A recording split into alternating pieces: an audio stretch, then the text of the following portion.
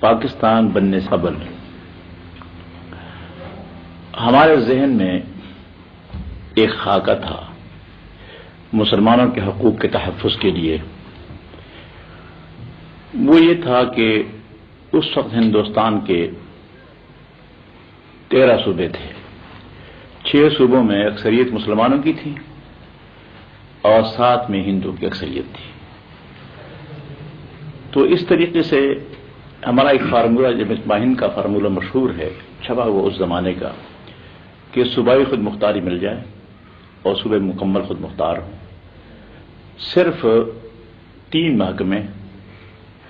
مثلا ڈیفنس ہے یا مواصلات ہے اور فارن افیئرز،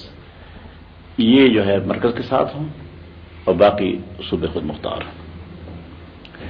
اس کے ساتھ ساتھ مرکزی پارلیمنٹ میں تناسب نمائندگی کا اس طرح ہو کہ مسلمان قوم اور ہندو یہ دونوں اکثریتی اقوام شمار ہوں گی اور ان کا تناسب جو ہے وہ 45% پارلیمنٹ میں ہوگا اور باقی 10% وہ دوسری اقلیتیں ہوں گی. تو اس طریقے سے خیال یہ تھا کہ ہندوستان ایک بھی رہے گا اور مرکزی پارلیمنٹ میں جو حقوق کے ضائع ہونے کا خطرہ تھا وہ بھی ٹل جائے گا اور صوبوں کی خود مختاری سے باقی مسلمانوں کے مسائل جو ہیں وہ بھی حل ہو جائیں گے. اور یہ تجویزیں جو ہیں بہرحال اس وقت ذہن میں ابھرتی تھیں. چنانچہ ایسا بھی ہوا کہ جب شملہ کانفرنس میں وہ ایک وفد آیا تھا لارڈ پیتھک لارنس کا یا سر اسٹیفورڈ کرپس وغیرہ کا، تو ان سے جو فیصلہ ہوا تھا تو اس میں یہ تھا گروپ بنائے گئے تھے اے اور بی اور سی، لیکن پورے ہندوستان کو ایک رکھنے کا منصوبہ تھا اس وقت. اس کو مسلم لیگ نے بھی تسلیم کر لیا تھا اور کانگریس نے بھی تسلیم کر لیا تھا. غرض یہ ہے کہ مسلمانوں کے حقوق کے تحفظ کے لیے ہمارا بھی فارمولہ تھا اس وقت. یہ نہیں کہ ہم مسلمانوں کے حقوق کے تحفظ سے غافل تھے یا ہندو کے مظالم یا ان کی زیادتیاں جو ہو رہی تھی اس سے ہم مطمئن تھے، ایسی کوئی بات نہیں تھی. ہم بھی اس کا خیال کر رہے تھے لیکن ہمارا ذہن دیکھا کا اور تھا. جی اس کے بعد جب پاکستان کے لیے فیصلہ دے دیا اور پاکستان بن گیا تو پاکستان بن جانے کے بعد ایک قطعی فیصلہ تھا مسلمانوں کا، اور جیسے کہ جمہوری اصول یہ ہیں کہ میجارٹی کا فیصلہ جو ہے وہ لازماً تسلیم کرنا پڑتا ہے، تو ہم نے فیصلہ تسلیم کیا. اور پاکستان بن جانے کے بعد سب سے پہلے ہماری جماعت نے اعلان کیا کہ اب ہم اس کے بعد پاکستان کو تسلیم کرتے ہیں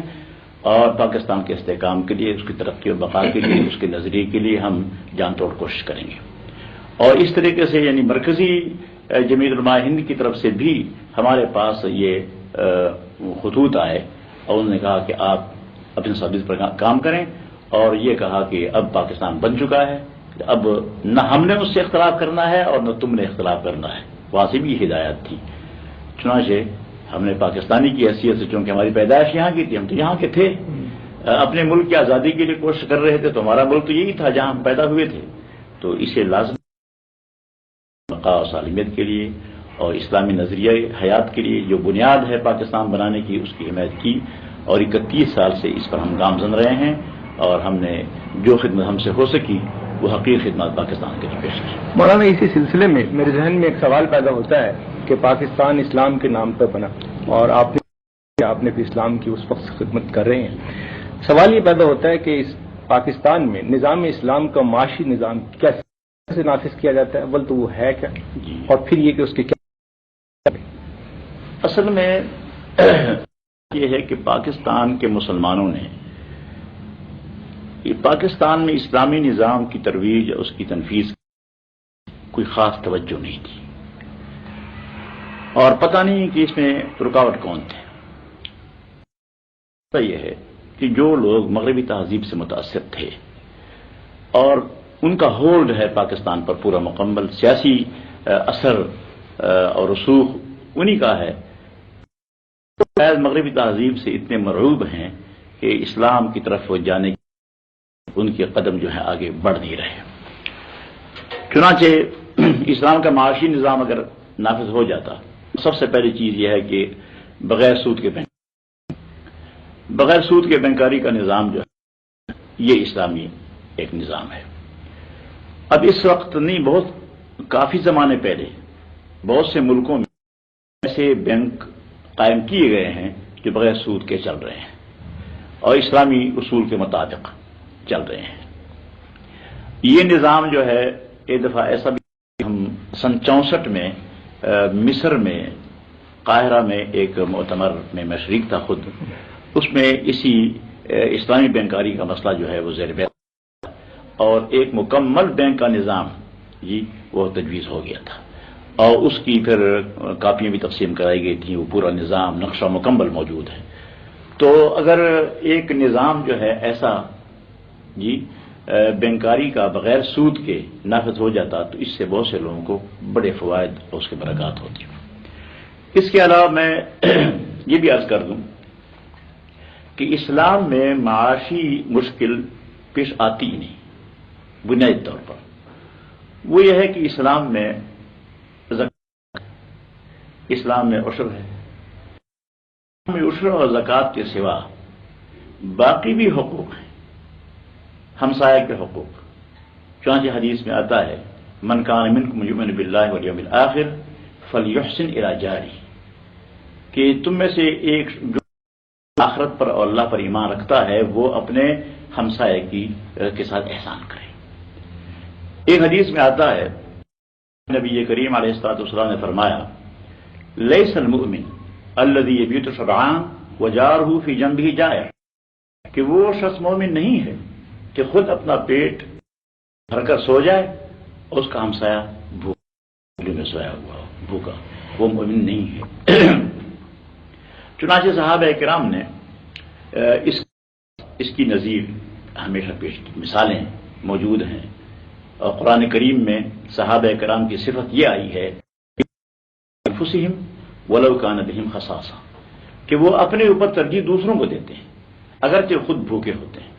اگر مسلمانوں کے اتنے بلند اخلاق ہوں کہ ایک شخص اپنے منہ سے نوالا نکال کر دوسرے کے منہ میں ڈالتا ہے اگر، اور کسی شخص سے دوسرے کی بیمائگی خستگی دیکھتی، اور مسلمان میں اتنا تعلق ہے، اخوت اور برادری کا تعلق ہے کہ وہ ایک دوسرے پر جان دیتے ہیں، تو پھر یہ اونچ نیچ کا مسئلہ ختم ہو جاتا ہے اور یہ معاشی کوئی مسئلہ ہمارے ملک پیدا نہیں ہوگا۔ ایک آدمی اگر کچھ اس کے پاس ہے وہ دوسرے کو کھلائے تو 50% سے زیادہ مسئلہ جو ہے ہمارا معاشی اخلاق کی بلندی سے، اسلامی اصول پر عمل کرنے سے حل ہو جاتا ہے۔ میں آپ سے یہ دریافت کرنا چاہوں گا کہ کیا اسلامی معاشی نظام میں صرف بلا سود بینکاری کافی ہے یا ربا کی اور وہ زیادہ ظلم کی شکل میں موجود ہیں اور عام آدمی کو زیادہ پریشان کرتی ہیں، تو ان کو کیسے دور کیا جا سکتا ہے؟ اور دوسرے یہ کہ ریاست پر بھی تو کچھ حقوق عائد ہوتے ہیں معاش کے سلسلے میں، مثلا افراد کے روزگار کا حق ایسا کہ اگر کوئی بے روزگار ہو تو وہ اسٹیٹ سے عدالت کے ذریعے سے وہ حاصل کر سکے، لازمی ہو اس کے لیے، یہ بھی کچھ صورت ہے۔ تو یہ کس طرح سے یہ صورتحال یہ ہے کہ اسلامی حکومت جو ہوتی ہے، حکومت کی ذمہ داری ہوتی ہے کہ کوئی شخص ملک میں بھوکا نہ رہے، اس کو زندگی کی ضروریات مہیا کی جائیں، یہ حکومت کی ذمہ داری ہے۔ چنانچہ آپ کو معلوم ہے کہ تاریخی واقعات ہیں کہ حضرت عمر فاروق رضی اللہ تعالیٰ عنہ نے اپنے دور خلافت میں آٹے کی بوری بیت المال سے اٹھا کر گھروں تک خود پہنچائی ہے، اور آپ نے فرمایا ایک مرتبہ کہ